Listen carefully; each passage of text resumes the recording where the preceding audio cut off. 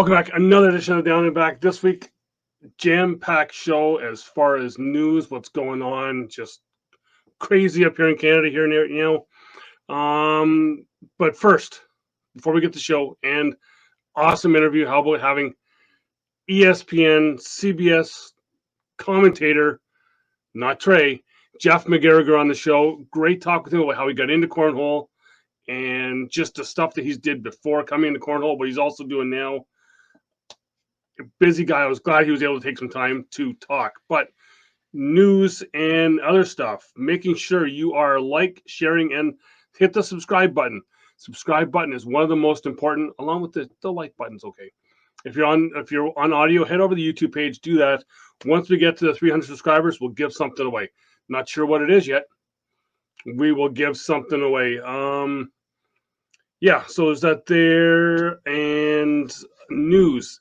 ACL Canada news, just growing stuff is happening by the minute here with people, with some leagues joining in and some other people calling in to try and see about joining here, which is fantastic. But just to kind of get some other info out there for the different regions. So we know that there's, as Todd said on the show there when he was on talking about ACL Canada, what's going to be going on. We know there's 4 conferences: Maritime, Central, Midwest, and West. So Maritimes, if you're in the Maritimes, being PEI, New Brunswick, Nova Scotia, and Newfoundland and Labrador, your ACL director, conference director there, Sean Sabine, the reigning ACL International Director of the Year, Sean Sabine. We know Amber's the one that does most of the stuff with that anyway.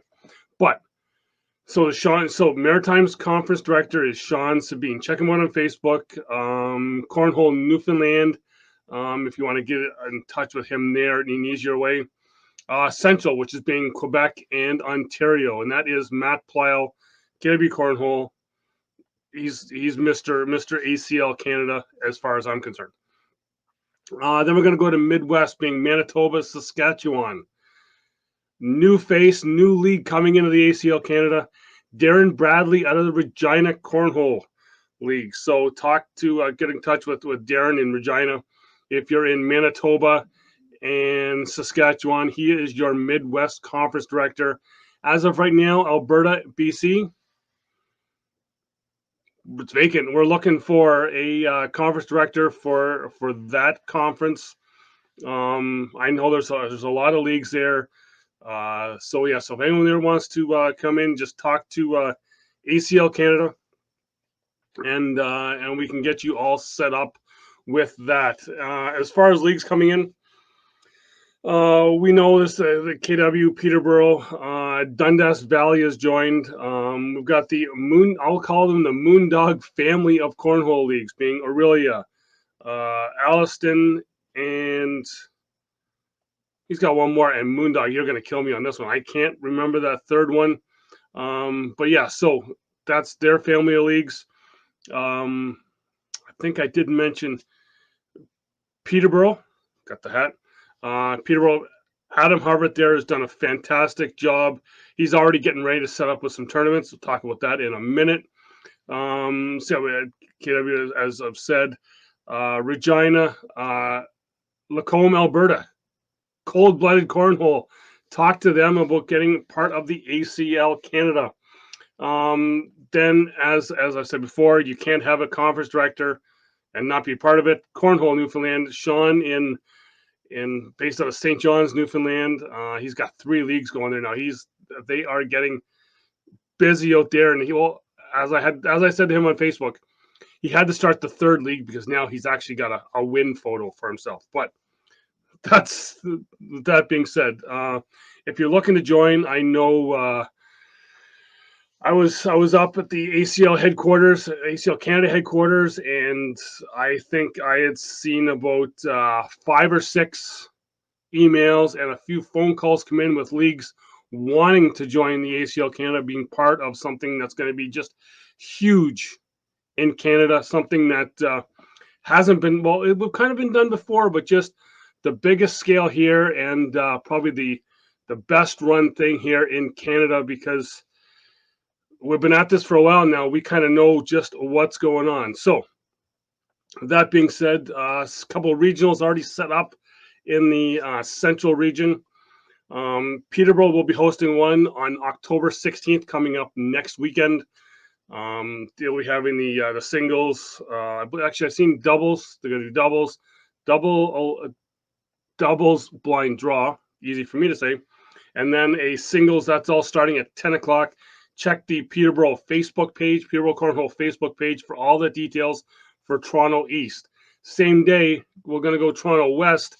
KW will be hosting the annual Oktoberfest tournament starting at 10 a.m. Check the KW Facebook page for that. I believe both those tournaments are also on the ACL Canada Facebook page, I believe. If not, check the ACL app. Search for tournaments. Look for that there.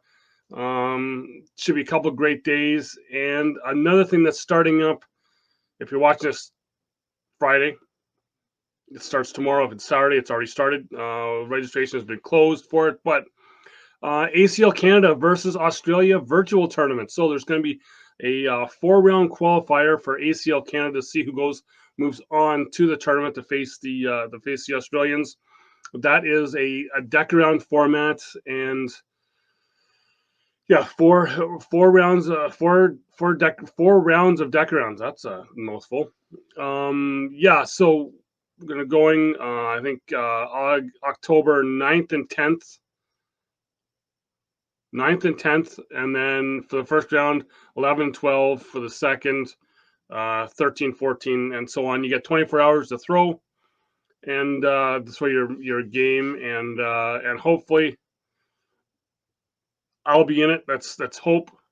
No 29s for me this time, or else I'll be done very, very quick. You'll be able to keep up with all of the stats and how people are doing on the ACL Facebook page, ACL Canada Facebook page, I believe. Stuff going on. You'll be able to check out people's live videos, watch them, and so on for what's going on. So that's ACL Canada. Switch gears. We'll go to the Southern Ontario Cornhole Series. That is all set, ready to go. I believe all we're needing now is just to have the matches to be set up, and we'll get all that info out there. But there is 12 teams involved with the Southern Ontario Cornhole Series, being Alliston, Dundas. There's 2 teams from Essex, 2 teams from Kitchener, Niagara team, a team from Orillia, Peterborough, West Northumberland Cornhole, Waterloo, and Wallaceburg. And speaking of Wallaceburg, check out the Wallaceburg Cornhole Facebook page. Travis is hosting a tournament on November 13th. I believe they're doing the usual singles, doubles, and a doubles blind draw. Like I said, that's November 13th. Check their Facebook page for all their info. I believe he also said that they are on Scoreholio, so you can check Scoreholio for that to sign up if you want to go and play in Wallaceburg for a full day. I believe they're going from 11 in the morning. They'll start at 11 in the morning, run till 9 at night. Fantastic time. A lot of great guys down there. I got to play with some of them at the St. Clements Cup that we had up here, and just a great day with those guys. And I know they will have a lot of fun down in Wallaceburg on November the 13th. With that, that's all of our news, all of our stuff that's going out. Oh yeah, there's another little thing that's happening this weekend. The first ACL Open, and some of the teams there are, you've seen the guys are pairing up to be partners for that there. The one that I found interesting is that I'm waiting, want to watch some of their games. Jordan Kamba, Tanner Halbert pairing up. So the family team, as Jordan is with Tanner's sister. So that they're interested to see how they do with that. I'm thinking, could be a chance, because we know with that first Open last year, Stephen Bernasette, Tom Gustafson took down the doubles, and then Bernasette did take the singles spot there. So that first Open was a chance for a new team to take it. But a lot of those new not rookie players, but just non-ACL pros last year that played very well early are all now ACL pros themselves. So we will see how that goes. Will there be a new person kind of step up and take on the pros, or will one of the pros take that down? But watching the ACL, probably on the ACL DN, I think, if not the Facebook page, or just find your favorite cornhole player and see if they are going live from that ACL Open. And I will believe we will have a lot of info on that on next week's show, as some of the people who are there are supposed to be on next week. So we will find more about that. Then that will be it for all the news and all the other info. Wow, that's a lot more than I thought was going to be going on. So as always, check out the show sponsors after you listen to the show here. Octane Cornhole, octanecornhole.com. Discount code CornDoug gets you 10% off. Then head over to myearfun.com, get yourself a good set of earbuds or that waterproof Bluetooth speaker I know that you've always wanted.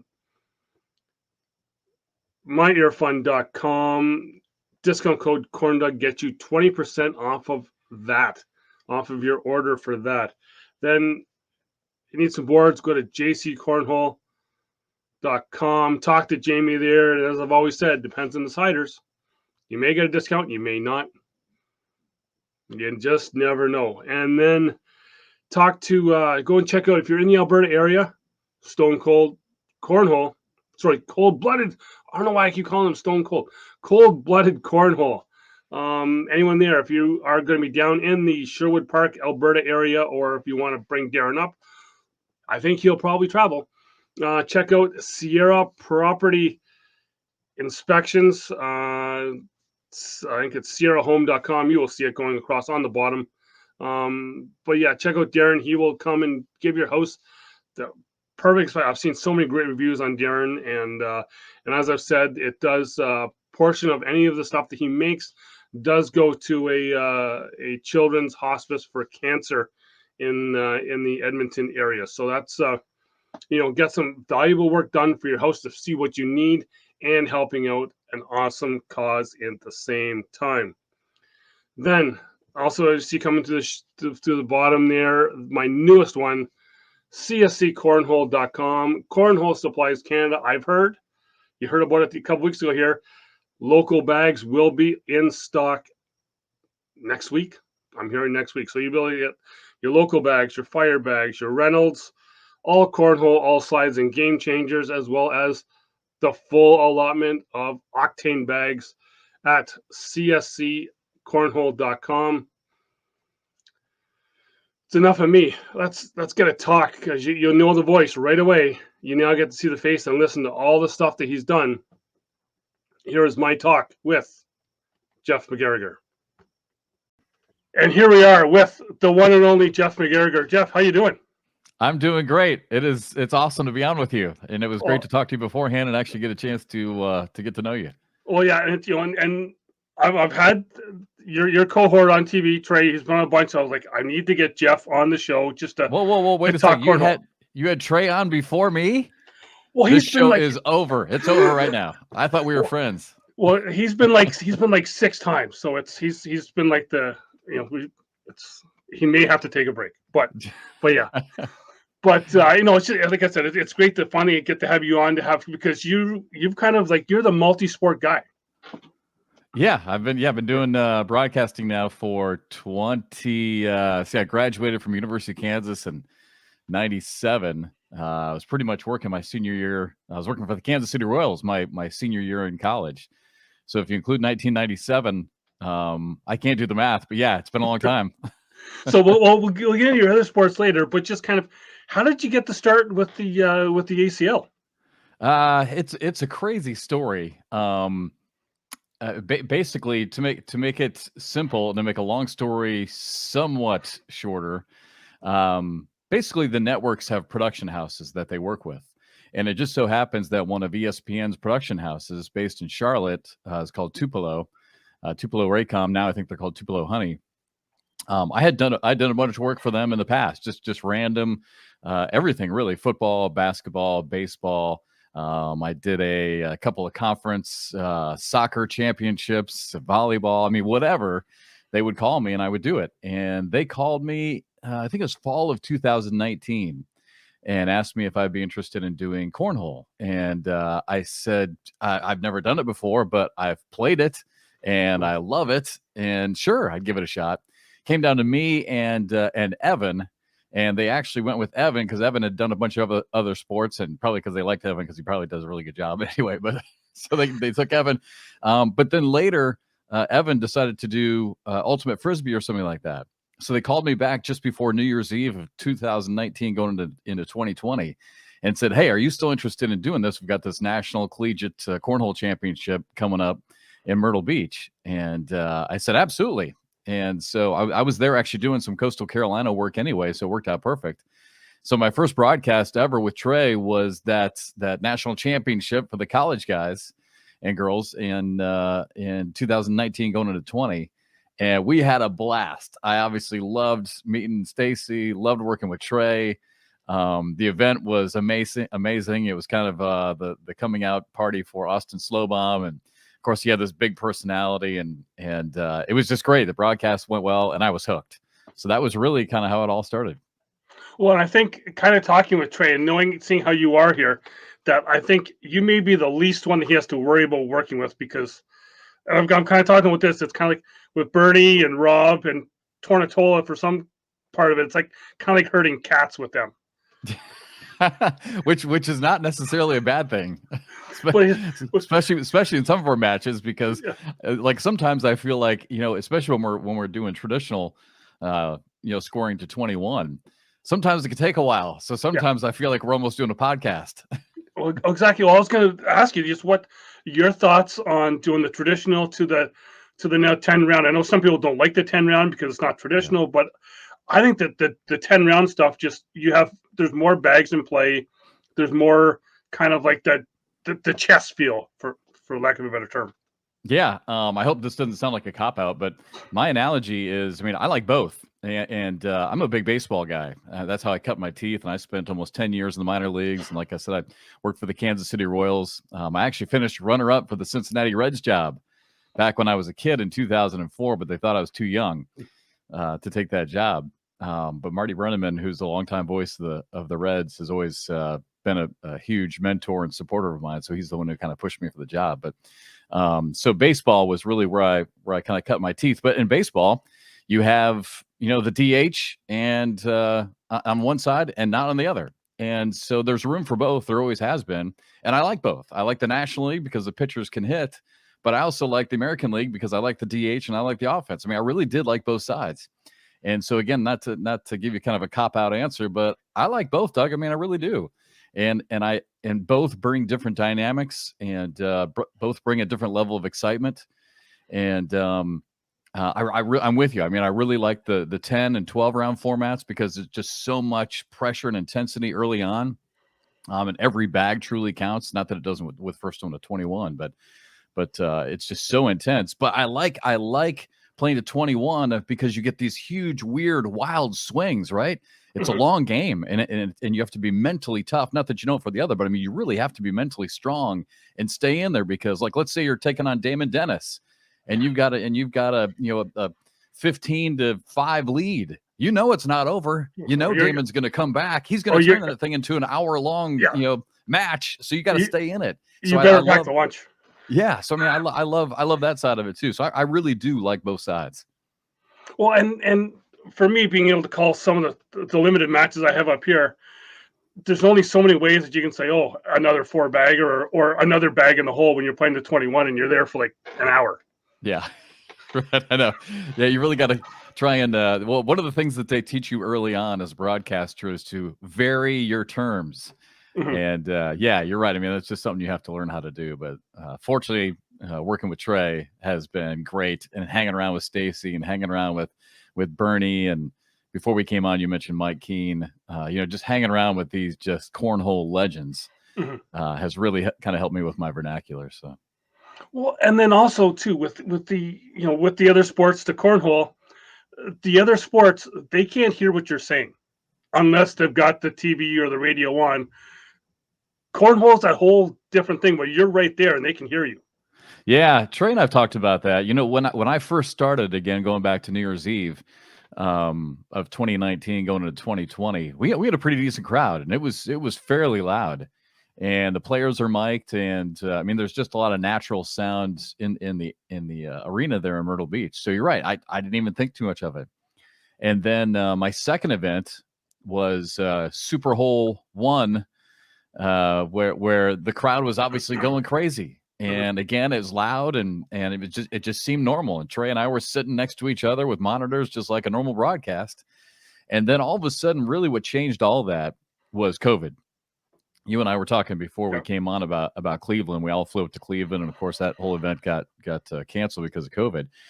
And then when ESPN got in touch basically with their production house and got in touch with Stacy and decided to put together this league, or the summer tour rather.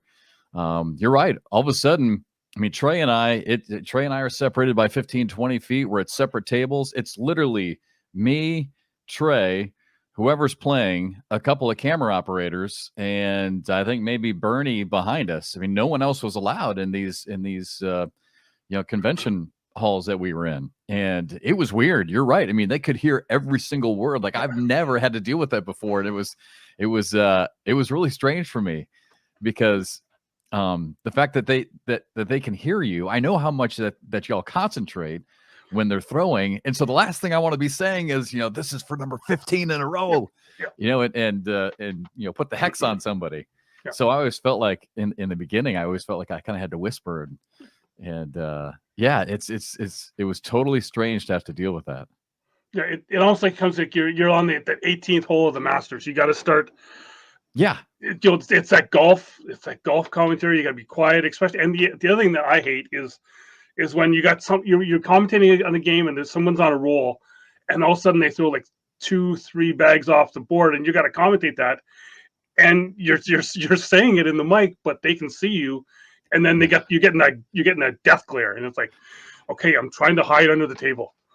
Yeah. Oh, absolutely. Yeah, because you're right. You have to provide commentary. You have to be honest, because otherwise, I mean, that's what I've learned also in broadcasting. You have to be honest, because otherwise the fans and the people who are listening, they'll see right through you.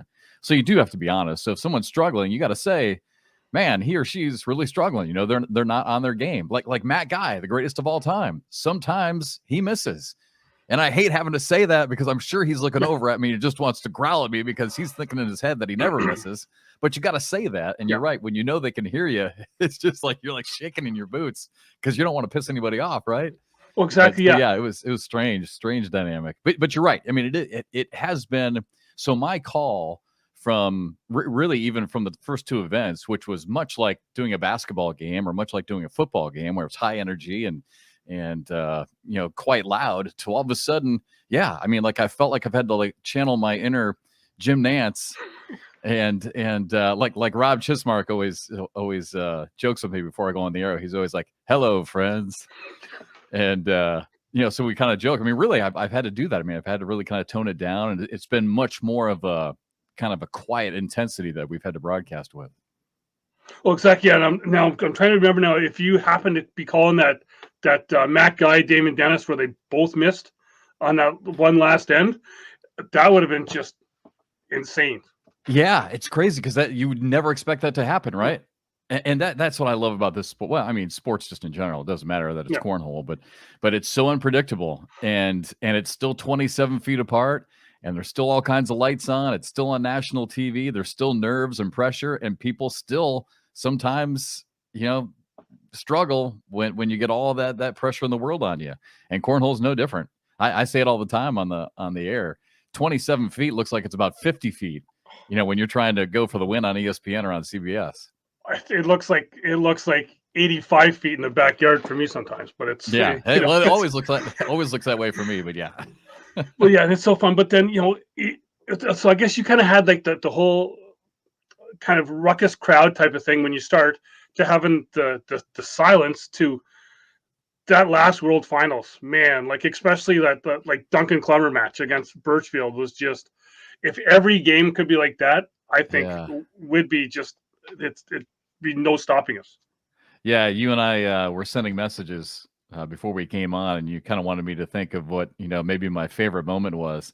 And to be honest with you, I mean, there's been so many. So I mean, I do have mean, if I had to choose one, I do have one, but there have been so many others. And I tell you what, I'm with you. Duncan Clemmer, during the World Championships, in front of his family, in front of a packed house at Rock Hill, when he was hitting those shots and the place was going just bonkers, that was really awesome. I mean, that was truly special. And I think that's where this sport is headed, Doug, right? I mean, I think, believe it or not, I think it's become a really good sport on TV. I think it's, I don't want to say it's made for TV, but it's really good on TV. But in person, it's just so much fun. And we had it's good to see the crowds coming back. And one of the best crowds we had, the World Championships. I mean, tough to beat that. But second to that was probably in Nashville, believe it or not, for USA Cornhole. It just ran. It's at Bridgestone Arena, downtown Nashville, in the middle of the afternoon. And there's so much stuff going on in Nashville. You wonder if anyone's going to show up. Well, randomly, we just had probably, I don't know, maybe 1,000 people who showed up off the streets, and they were totally into cornhole. And they were hanging on every bag, and every time one of the players would hit a bag, they'd be like, yeah. And then it would build, as they kept hitting another one and another one. And as soon as they'd miss, they'd all boo. Yeah. And I felt bad for Maya Cupp's husband, Donald. But it was a great moment and not.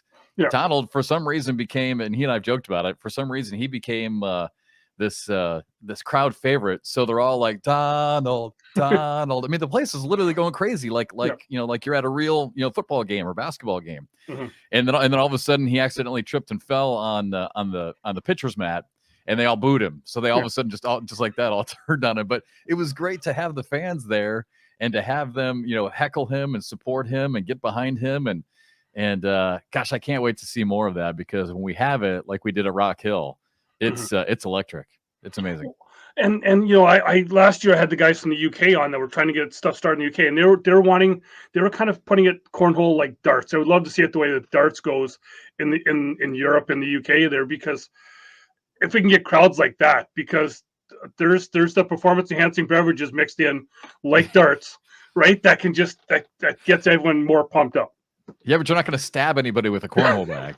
Well, exactly. Yeah. It's like axe throwing. Yeah. The fact that they allow fireball and beer at axe throwing events, there's something wrong about that. Yeah. I'm not going to go. Yeah.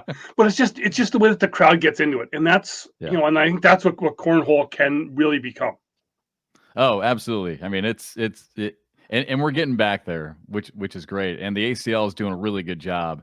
Like they got the word out down in Jacksonville for the Pro Shootout Championship, and actually had some fans off the street, who bought tickets and came to the show, and so that was great. Yeah, we just need to get more of that, and they will. I mean, that's a big emphasis of theirs in the off season. Well, and I think being on the main network on CBS has helped out a lot, because I know it's helped out us up here, because I'm not sure about for the rest of Canada here, but the local Buffalo affiliate that I get actually picked it up. So I was finally able to watch cornhole on a regular TV and not just on the computer. But just that's even helped it out more, because that's getting into more people than just being right. People with ESPN. Yeah. I mean, that's what's going to make it mainstream, and you're right. That's what's going to draw even more people into it. And it's great to have these events on TV. There's two schools of thought. The old school thought is, well, if you put it on TV, no one's going to come. Well, that now, I mean, all of the metrics have proven that that's just an antiquated dinosaur thought, that is absolutely not true at all. That the more you're on TV, especially the more you're on broadcast TV, the more people want to come, because now you're turning it into the place that people want to be. And so you're right. I mean, having it on CBS even takes it even one step higher than even being on ESPN. Well, exactly, because I think if you can show that atmosphere like the way it was in Rock Hill, that's where people want to be. Like, I don't want to just sit in my living room watching on TV. I want to be there with everyone else, kind of going crazy. Yeah, absolutely. Well, I mean, and speaking of ESPN, how about when Marty and McGee were there for the Celebrity Pro-Am down in the World Championships? I mean, you talk about one of the top moments that I broadcast. I mean, that was just a pleasure. I mean, it was kind of a hot mess and kind of a train wreck, because I just had to let those guys go. But man, was it fun. And those two guys were great. And it's fun to to get the word out on the sport that we all love so much, and to see it spread, and to have guys like Marty McGee show up and say, wow, we had no idea that this world existed. So that was a really cool moment. Yeah, I know that's what we really run into up here in Canada, is that we're still that infant sport. We're still that cottage, like, oh, you guys don't play this for like tournaments. I was like, look at this. And they're like, oh, wow. Like there's still so much of that up here. Yeah. Yeah. I'm glad to hear that it's spread up to Canada. When you and I were talking before we came on, the fact that this thing is growing international, I mean, that's Stacy's goal, right? Is to get this thing going and spread it to other countries. And the fact that it's taken off so much up there and in a few other countries as well, it's just a matter of time before. I mean, this sport is going to it's not going to be in the Olympics anytime soon, I don't think. But it's going to get so popular in the next 8 years that they're not going to have a choice. I mean, they're going to have to put cornhole in the Olympics. Well, exactly, because they say that soccer's there because soccer can be played anywhere. Yeah, that's cornhole. Like, you just need something with a hole in it and something to throw at it, and you've got the game. Yeah, no, absolutely. I think that's another lure to it, right? Is the fact that not everyone has played, but most people can play and do play. And they watch it on TV and they're like, wow, yeah, I can do that. And I mean, that's another big trigger to the popularity of it, is just that so many people know the sport and so many people play it, and they think they can play at that level. Oh, yeah. And then of course they watch us on a Saturday with the pro shootout, the world championships, and then they try and go home and they see how difficult it is to do. Also, the fact that, again, going back to 27 feet, I feel bad because I've got to be the bad guy in the neighborhood.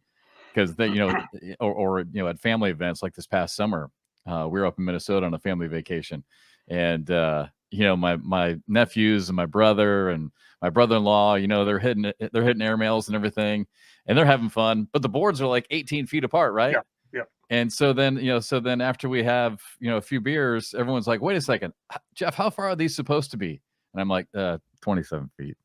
They're like, what? Did you just say 27 feet? You moved back 27 feet, and all of a sudden people can't even hit the board. I mean, it's different level. Oh, I ran into that as well too. Like, there's a group of us that go camping, and there's a couple guys coming that were new, and they're like, oh, we play cornhole all the time where no one beats us. Where we put in the hole, we throw airmails, everything, and then we put it up to 27 feet, and they're like, oh, well, we don't usually play this. We always have our own shorter thing. That's the problem. Yeah. Okay. 27 feet's a whole different deal, man. Whole different deal.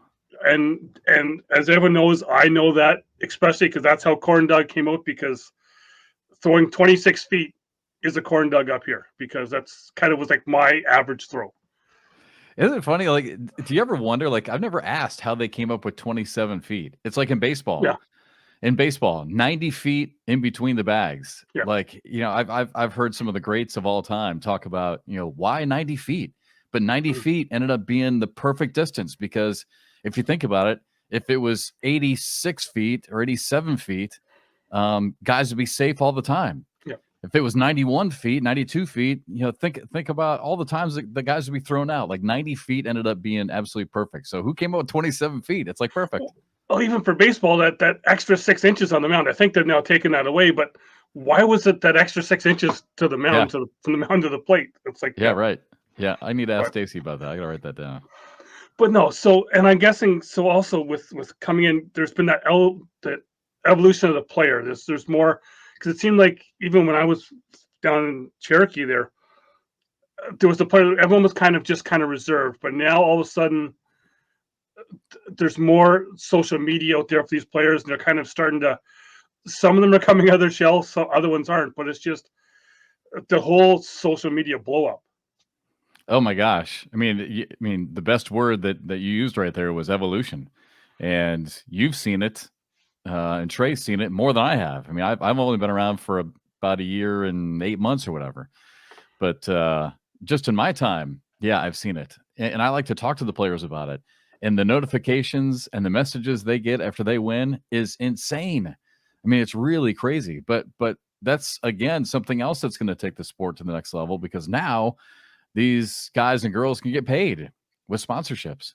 So that evolution of the game, not to mention the fact that it's been on TV, but just the evolution of the social media and sponsorships has been huge. So I'm happy that all these players can start to take advantage of that. Exactly, and it's just I can't wait to see more of you on TV. But like we said, you're not just cornhole. People may recognize the voice from some other sports as well too. You'd said about Kansas City Royals and that, but you've kind of doing some other games as well too. Yeah, so I do football and basketball and baseball still. Haven't done as much baseball now in the last couple of years just because cornhole just took off and it's been so much fun. And I really not only is it fun, and not only do I love working with Trey and love everybody with the league, but I really enjoy broadcasting it. I mean, it's really fun to broadcast. People ask me all the time, "What's your favorite sport?" I mean, I love baseball. It will always be my favorite. Basketball, I really, I mean, basketball to me, I'm like everybody else, love March Madness, right? But football, baseball is probably my favorite to broadcast. Then football, then basketball was always kind of just kind of the line if I had to choose. But I tell you what, cornhole is up there. It is so much fun. I just love doing it. But yeah, so like right now I'm doing Coastal Carolina, a lot of Coastal Carolina football games because ESPN, unless you're one of their main voices where they travel you all over the place, like a Kirk Herbstreit or something like that, or Chris Fowler, a lot of us, they just slot by where you live. So it just so happens I live in Charleston, South Carolina. So I'm 90 minutes from Myrtle Beach. And so I get to do a lot of the Coastal Carolina games, which is great because Coastal's ranked, well, they were ranked number 17. I haven't seen the polls today, but they're right there, top 15 in the country. But yeah, so I do a lot of football for them, a lot of basketball, and the cornhole obviously is keeping me busy. Well, it's I know cornhole is keeping me busy, and I'm not even doing the whole commentating games. I'm just kind of trying to sit here and do this thing. But yeah, it's like you said, I'm cornhole is just fun. Whether you're broadcasting, playing, which I don't get to do much of anymore, but still, everything about it is just fun because of the characters in the game. Yeah, there's so many, and that's one of the great things, Doug, that I've experienced about doing this is the access that we get to the players. Because you talk about doing other sports, when I'm broadcasting a college football game, I mean, there are press conferences with players at it, but you don't get one-on-one interviews with the players hardly at all. I mean, again, unless you're ESPN or CBS, one of the big networks like that, who can sit down with them during the week, but it's really hard to get that access. Same thing with basketball or anything else. But in this sport, to be able to sit down, go to these events and over the weekend, watch them all qualify and take them aside and talk to these players one-on-one has been so much fun for me. And it's great because it allows us to tell stories and we've been able to learn about a lot of the players and learn about things that they've had to overcome or challenges they've had. Whether it's Eric Anderson, with his family tragedies with cancer and the tattoos he has in remembrance on the inside of each one of his forearms. Jay Rubin, I mean, what a crazy story that was. I mean, he should have been in that car with his grandparents the day that they were killed in that accident. Stephen Bernasette, and what he had to overcome, breaking his neck basically when he was in high school. Dangerous Danny Seals with his motorcycle accident. I mean, and he said it. He flat out says, "I should have died. I should have been dead."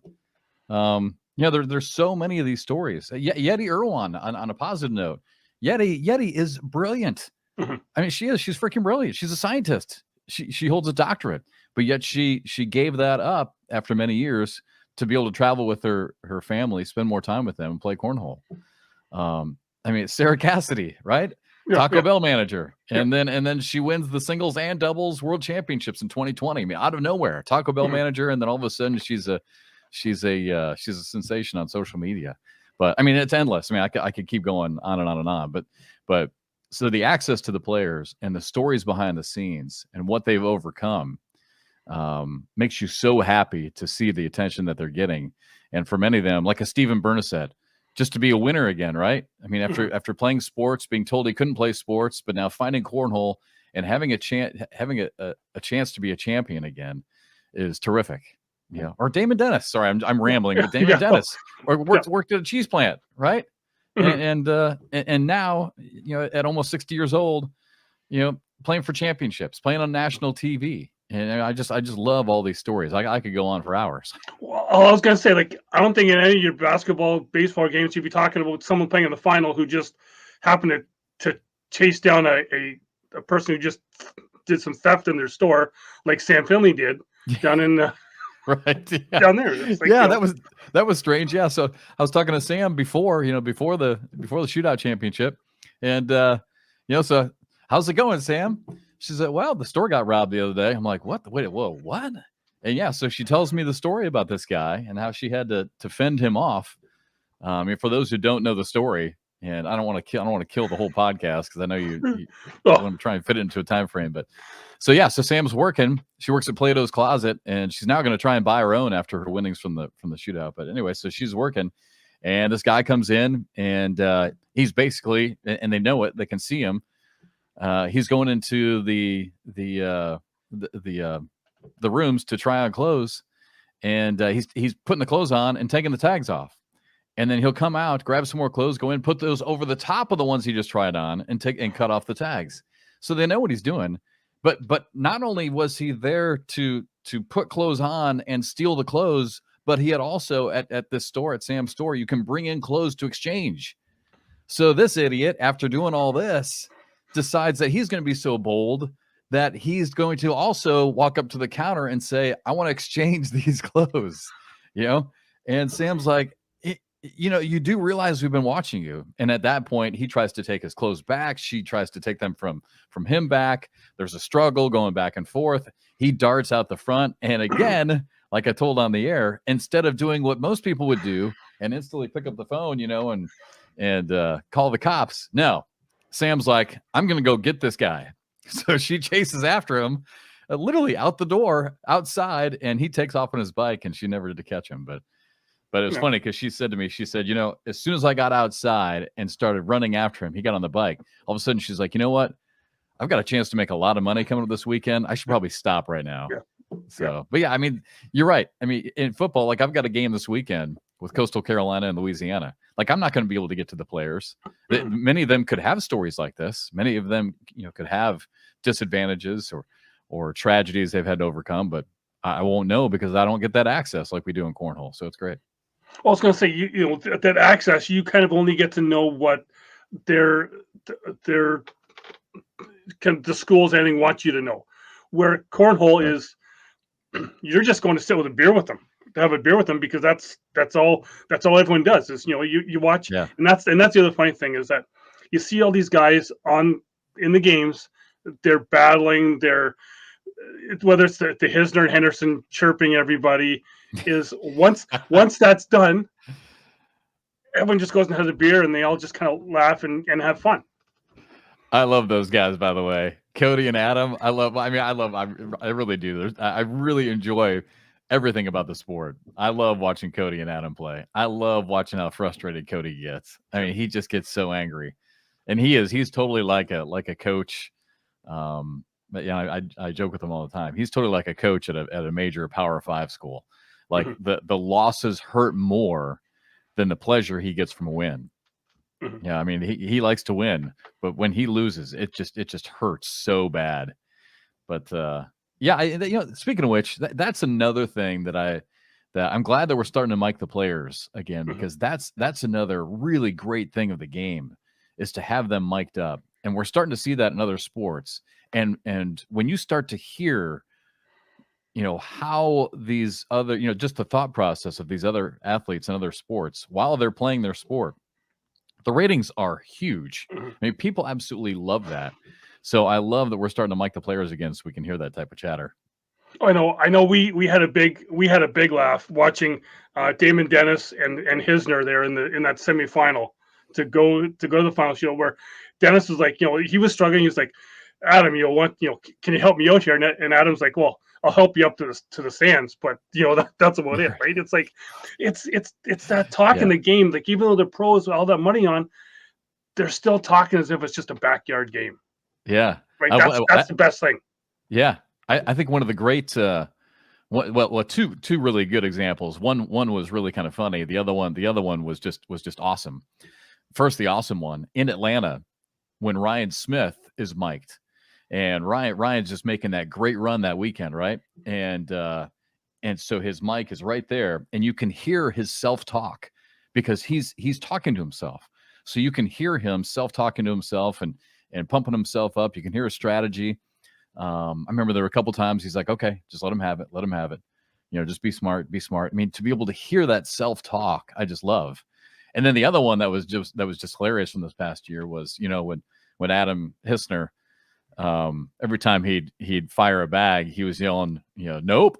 Yep. And it was going in, right? And people were giving a hard time. And then when Matt Guy, I don't know if you remember this or not, but then Matt Guy goes to win it.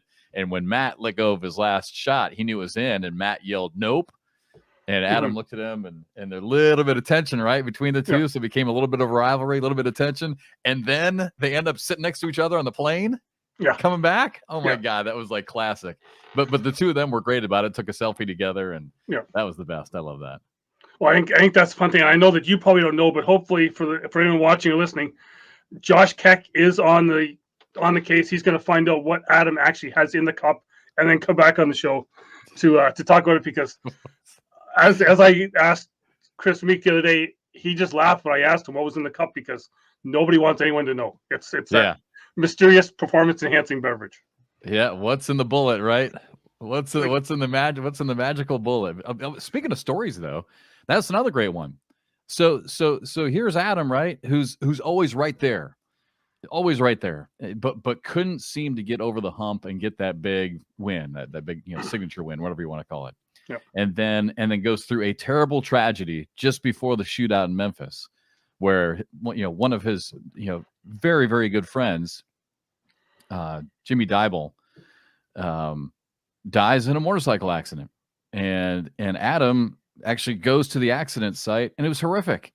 I mean, he'll have to live with that forever, right? But Adam goes to Memphis anyway, plays, and wins. Wins the championship. And as soon as he wins, he points up and does this, and I talked to him afterwards. He's like, I know he was with me. I felt him. Jimmy was with me, and he said the same thing at the pro shootout. He's like, I know he was with me. But just crazy stories like that, right? That we get to hear, and I just love it.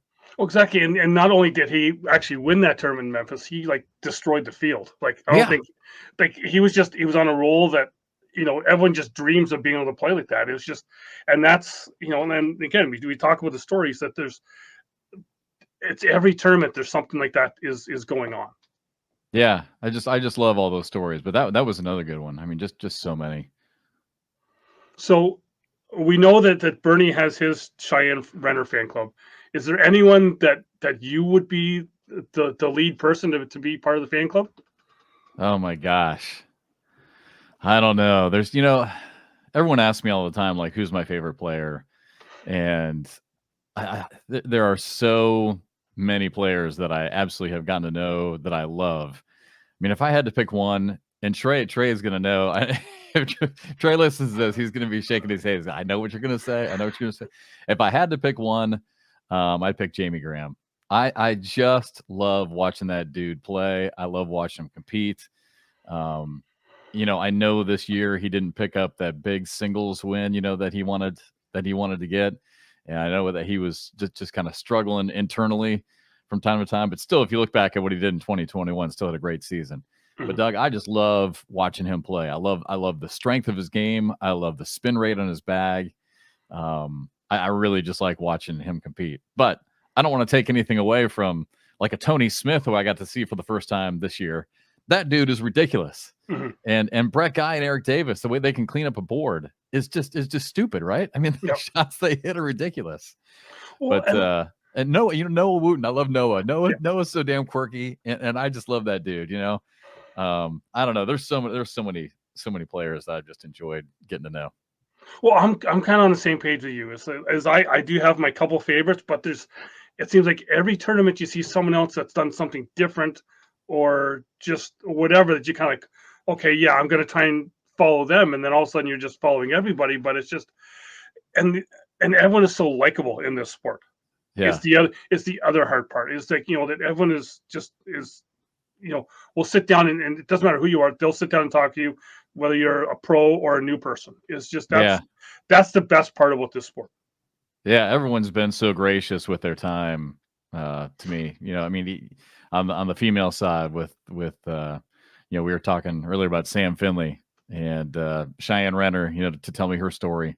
Allison Peters, Yeti Irwan, we were talking about Jackie Sison. I mean, all of them have been so gracious with their time and to open up and talk to me. And I realize, you know what, it's a little awkward, right? Because while I'm new to the sport, they're kind of new to the attention and to having, reporters come up and asking them questions. It's uncomfortable.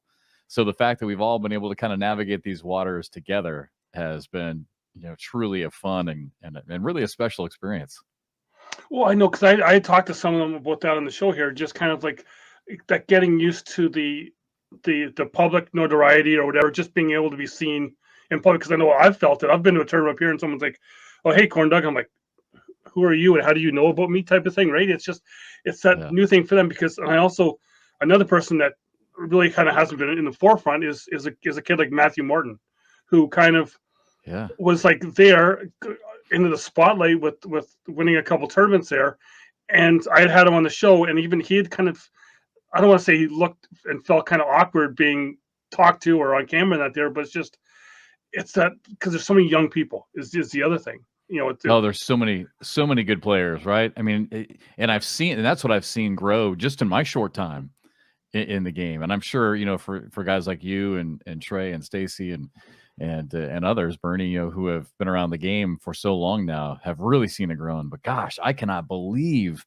the level of talent, how much it's grown just in the last year and 8 months that I've been in the game. And now these kids who are coming up, 14, 15, 16, 17 years old, it's incredible what they're doing. But, on the flip side, it's such a crazy dynamic because as good as they are, and with all these different shots that they have, you still at the end of the day, right? Damon Dennis, Frank Modlin, these guys, these OG guys still getting it done. And Frank, by the way, Frank's another guy who I love. And Frank has been, there's been a lot of people who have been so encouraging to me and helping me along. And I'm glad that we're bringing up his name because Frank's been one of those guys, just to always encourage me and tell me good job and always so easy to talk to. And I felt like Frank was kind of one of those go-to guys, and Jamie was that way. Who else was that way? It was Matt Sorrells.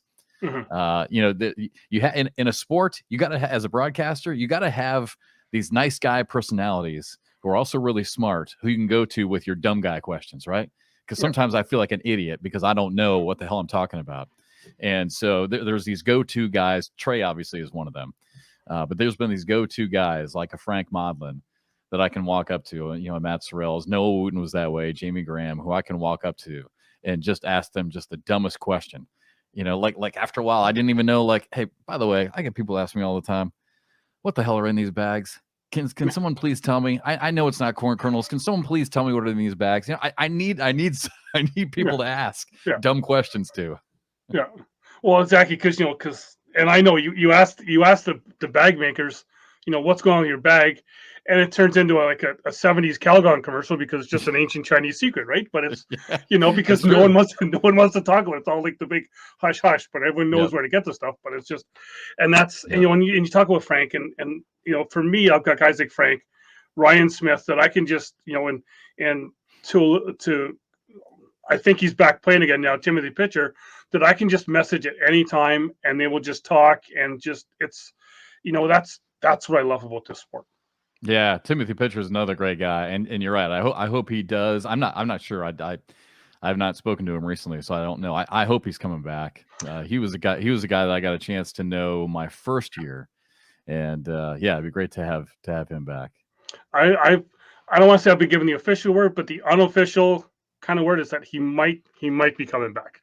Good, because and I actually had a talk with him back in 2018 on a balcony in Cherokee. There was a famous balcony in Cherokee by the ballroom, just about how with his story, with how he was a collegiate basketball player, blew out a knee, was like down and out where he was like, I don't know what I'm going to do. I can't play competitive sports anymore. Cornhole came in, but there's so many players that have played college basketball, football, or whatever, did anything, because you got Christine Papke, who was a marathon runner. It's just so many of these top players have played other sports at a high level that it's just that's where that whole competitive thing comes from. Yeah, and while some of them have played quote unquote traditional sports, others just crazy backgrounds, like Cheyenne Renner was in archery. It's like who goes and plays and is on the archery team, but she was. And Jordan Powered. I mean, Jordan was and still is a really good bowler. Mm-hmm. So, and then Lori Duell. Lori's probably one of the best. She wrestled with the guys in high school. Yeah, she was on the guys wrestling team. So yeah, you're right. It seems like there's a lot of golfers, a lot of former basketball, a lot of former, especially on the West Coast, a lot of former baseball players who are now playing cornhole. But yeah, you see a lot of that. Not surprising though, right? Just because I mean, it's especially with baseball, or bowling. Or tennis, just that mental capacity that you need. It doesn't surprise me. Oh yeah, it's that whole. You can say you're having fun playing, but once you throw that first bag, it's on. You got that whole competitive thing back. Yeah, I love that. That's we talk about that on the broadcast too. It just doesn't matter. Like when we're in the World Championships, I don't care what sport you're competing in, whether it's the NFL or whether it's cornhole. At the end of the day, we all want to win, man. I mean, we all want to win. And I don't care if it's for $1,000 or for $250,000. We all want to win for our pride, for the cash, for our family, for notoriety, for that respect amongst your players. At the end of the day, we all want to win, and cornhole is no different than anything else. Well, I want to thank you for coming on and talking, because I know this will not be your last time on. You will be on again, because hopefully TSN, if you're listening, pick up the ESPN feed so we can hear more of Jeff on the TV up here. But yeah, I'm hoping to be able to get to some of the events down there with once everything kind of opens up here, and be able to talk in person and maybe throw a few bags. Oh my gosh, that'd be great. I'm practicing. I've got my boards in the garage, so I still right now my hashtag is 2-bagger life. I'm trying to get better, but yeah, I'd love to play with you sometime, and hope to see you and meet you in person. And thanks so much for having me on. It was yeah. Thanks for coming on. And I want to thank Jeff for coming on again. Just so great, because as calling games myself, being able to talk with someone else who kind of new coming into the sport, and just kind of his take between calling other sports and then calling cornhole, just seeing what we all know from going to tournaments, just that access we have to players, and just being able to talk with them, and it kind of, it seems from his perspective, it's so much easier to be able to get the stories of the players, because I'm guessing some of the media relations from the teams will not want some of that info getting out. So with that, thank him for coming on, getting his perspective coming in just from behind that mic, from what you're hearing, and just the different stuff. So, and as he said, if you're still wanting to hear some of his stuff, and it's not cornhole, check out some of the Coastal Carolina stuff. I know in seeing him on Facebook, he is just, I got no idea how he does it. Trying to plan out for those all the football stuff is just absolutely insane. So as always, check out the all the websites: octanecornhole.com, myearfun.com, jccornhole.com, sierrahome.com, csccornhole.com. It's a lot of .coms. Check them out. Give everyone there, or at least on Facebook as well. Give them likes on Facebook. Let them know that you heard about their stuff here on the Down and Back. And if you're listening on audio, remember, head over to the YouTube page and give us a subscribe. Give the show a like. I know I heard there was a couple issues with, I'm not sure if it was the Google podcast or in iTunes last week. But remember, you can get it on Spotify. I'm almost everywhere. Spotify, iHeartRadio. You can get it all on all those other stuff. So if something is down on one, you may be able to get it on the other one. I'm not sure just what happened with those gremlins, but can do it that way. As I said, I'm close to the 300 subscribers. So once we get to the 300, we will give away something else. But yeah, that's enough about me rambling on. Next week we will have some talk of the ACL Open that is going on down south of the border. We'll have some update on what's going on with the ACL Canada versus Australia. coming up starting this weekend. And yeah, so until next time, as always, watch out for those players throwing gas because they might. Not me, though. Just kick your ass.